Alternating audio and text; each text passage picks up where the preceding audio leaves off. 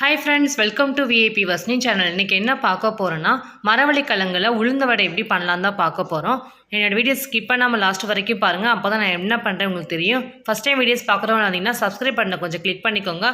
பக்கத்தில் இருக்க பெல் ஐக்கானை கிளிக் பண்ணும்போது ஆல்ன்ற ஆப்ஷன் கொடுத்தீங்கன்னா நான் போகிற வீடியோஸ்லாம் உங்களுக்கு ஆன் த ஸ்பாட்டில் வந்து சேரும். வாங்க வீடியோஸ்குள்ளே போகலாம்.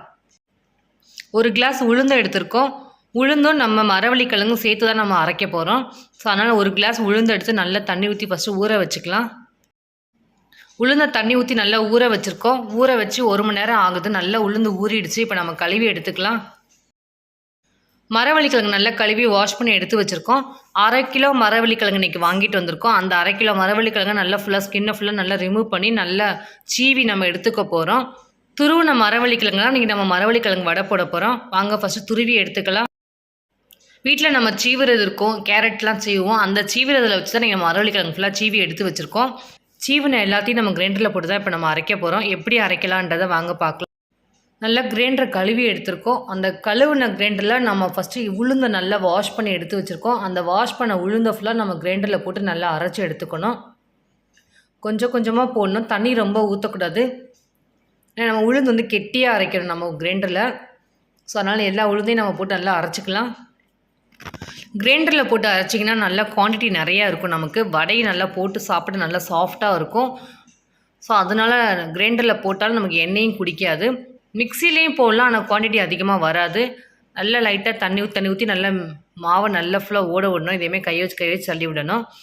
நல்ல மாவு மேக்ஸிமம் அரைச்சிடுச்சு. இங்கே பார்த்தீங்கன்னா நல்லா மேலே பொங்கி வந்துருக்குது நமக்கு உளுந்துமே. ஸோ இதேமாதிரி நல்லா அரைச்சிக்கணும். நல்லா பொங்க விட்டு நல்லா அரைக்கணும். தண்ணி கொஞ்சம் கொஞ்சமாக ஊற்றி தெளித்து நம்ம அரைக்கணும்.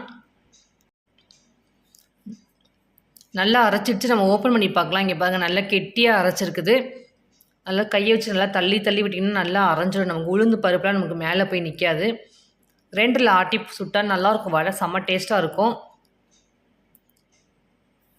கிரைண்டரில் சுடுறதுக்கும் நமக்கு மிக்சியில் பண்ணுறதுக்கும் நிறைய டிஃப்ரென்ஷியேட் இருக்குது. கிரைண்டர் சூஸ் பண்ணிங்கன்னா நல்லாயிருக்கும். வடை டேஸ்ட்டாக இருக்கும், குவான்டிட்டி அதிகமாக வரும். அந்த ரீசனுக்காக நம்ம கிரைண்டர் சூஸ் பண்ணியிருக்கோம். மிக்சிலையுமே பண்ணலாம், ஆனால் அந்தளவுக்கு நமக்கு குவான்டிட்டி கிடைக்காது. ஸோ இதேமாதிரி நம்ம அரைச்சி எடுத்துக்கணும்.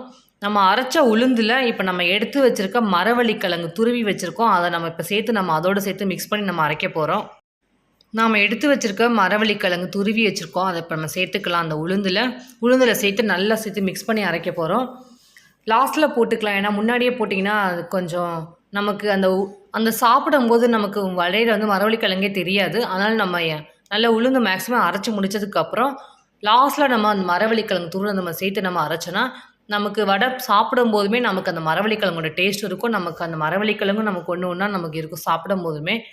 ஸோ அதனால் நல்லா கிரைண்டரில் போட்டு நம்ம லாஸ்ட்டில் தான் நம்ம அரைக்கணும். நல்லா அரைச்சி எடுத்துட்டா நல்லாயிருக்கும்.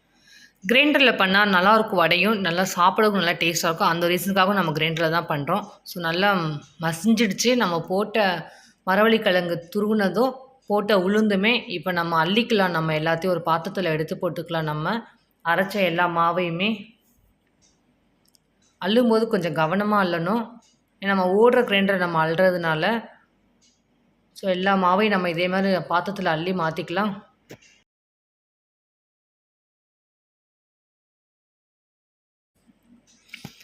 நம்ம ஒரு பாத்திரத்தில் எடுத்து வச்சுட்ட உளுந்து நமக்கு ரெடி ஆகிடுச்சு. அதில் சேர்த்து மரவள்ளிக்கு நம்ம அரைச்சி வச்சுருக்கோம். இப்போ நம்ம வடைக்கு நம்ம என்னென்ன போடுவோமோ அதே தான் நம்ம இந்த வடைக்கு நம்ம போட போகிறோம்.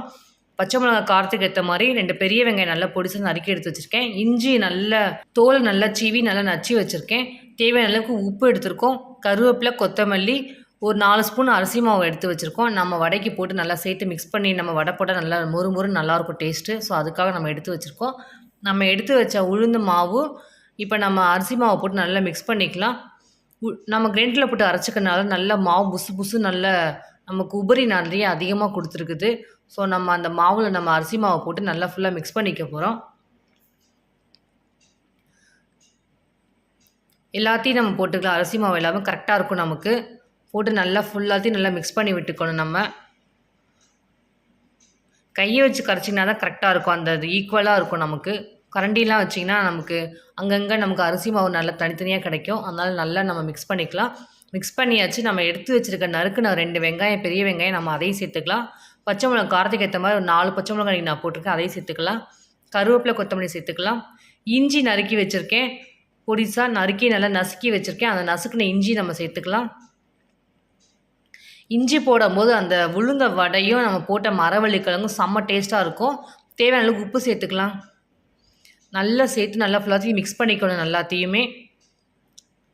இஞ்சியோட ஃப்ளேவர் அந்த வடையில் போய் நமக்கு இறங்கி நல்ல ஒரு டேஸ்ட்டு கொடுக்கும். ஸோ அதுக்காக நம்ம இஞ்சி சேர்க்குறோம். எல்லாத்தையும் நல்லா மிக்ஸ் பண்ணிக்கலாம். எல்லாத்தையும் நல்லா மிக்ஸ் பண்ணி நம்ம எடுத்து வச்சுட்டோம். ரொம்ப நேரம் வடைக்கு வந்து நம்ம உளுந்து மாவு அரைச்சோன்னா ரொம்ப நேரம் வெயிட் பண்ணக்கூடாது. வடையை உடனே போட்டுறணும், இல்லைனா எண்ணெய் குடிச்சிடும் நமக்கு வடை. ஸோ அடுப்பை பற்ற வச்சுக்கலாம். ஒரு கடாயை எடுத்து வச்சுக்கலாம். கடாயில் தேவையான அளவுக்கு எண்ணெய் ஊற்றிக்கலாம். வடை பொரிக்கிறதுனால நம்ம நிறையவே எண்ணெய் ஊற்றணும். அதனால் தேவையான அளவுக்கு நிறைய எண்ணெய் ஊற்றிக்கலாம். எண்ணெய் நல்லா காயட்டும். காஞ்சதுக்கப்புறம் நம்ம எடுத்து வச்சுருக்க வடை மாவை கையில் இதே மாதிரி தண்ணி தெளித்து நல்லா தேய்ச்சிட்டு அந்த மாவை நம்ம கையில் போட்டு ஒரு ஹோல்ஸ் மட்டும் போட்டுட்டு நம்ம அப்படியே ஆயிலில் போட்டு எடுக்க வேண்டியது தான். இதே மாதிரி போட்டு எடுத்திங்கன்னா வடை ரெடி ஆகிடும். ஸோ அதனால் போடும்போது கேர்ஃபுல்லாக போட வேண்டியதான். ஃபஸ்ட்டு கையில் நம்ம தண்ணி தொட்டு நல்லா தொடச்சிட்டு அதுக்கப்புறம் வடையை எடுத்திங்கன்னா நமக்கு மாவு வந்து கையில் நமக்கு ஒட்டாது. நமக்கு அந்த தண்ணி இருக்கிறதுனால நல்லா நமக்கு வலிக்கிட்டு வந்துடும். ஸோ இதே மாதிரி நம்ம ஒவ்வொரு வடையை அதேமாதிரி போட்டு எடுத்துக்கலாம். ஒரு பக்கம் வடை வெந்துச்சு, நம்ம கொஞ்சம் திருப்பி விட்டுக்கலாம்.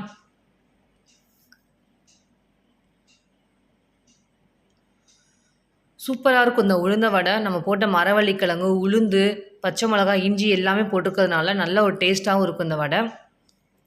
நார்மலாக உளுந்த வடை போடும்போது நம்ம எல்லாருமே டேஸ்ட்டாக தான் இருக்கும், சாப்பிடுவோம். ஸோ இதில் கொஞ்சம் மரவள்ளிக்கிழங்கு சேர்த்துறதுனால இன்னும் டேஸ்ட்டாக இருக்கும் இந்த வடை சாப்பிடும்போது. நல்லா வடை வெந்துருச்சு. நம்ம எடுத்து ஒரு பிளேட்டில் வச்சுக்கலாம்.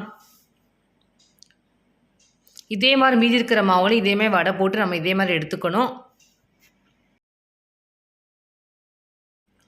என்னோட ஸ்டைலில் இன்றைக்கி உங்களுக்கு நான் மரவள்ளிக்கிழங்கு வச்சு உளுந்த வடை எப்படி சுடலாம் அப்படின்னு செஞ்சு காமிச்சிருக்கேன்.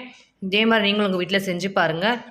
வடையை ஒன்று ஒன்றா நம்ம இதே மாதிரி நம்ம வச்சுட்டு நடுவில் சட்னி ஊற்றி சாப்பிட்டிங்கன்னா சூப்பராக இருக்கும் டேஸ்ட்டு. நல்லா வடை வெந்திருக்குது. இதே மாதிரி நீங்களும் உங்கள் வீட்டில் செஞ்சு பார்த்துட்டு டேஸ்ட்டு எப்படி இருந்துச்சுன்னு சொல்லுங்கள். லைக் பண்ணுங்கள், ஷேர் பண்ணுங்கள், கமெண்ட் பண்ணுங்கள், சப்ஸ்கிரைப் பண்ணுங்கள். பக்கத்தில் இருக்க பெல் ஐக்கானை கிளிக் பண்ணிவிடுங்க. Thank you friends.